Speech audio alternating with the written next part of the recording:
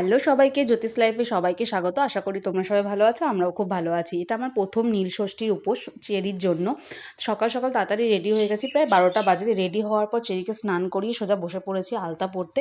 আলতা পরে যেতে হয়, মা বলেছে। এদিকে আমি আলতা পড়তে পড়তে মা সমস্ত কিছু রেডি করে দিয়েছে, ফল, ধূপকাঠি, মোমবাতি, মালা, বাতাসা আর দই, দুধ ফুধ যা দিতে হয় সমস্ত কিছু রেডি করে দিয়েছে। তারপর আমাকে বাবাই নিয়ে সোজা চলে গেছে গুরুদেবের আশ্রমে।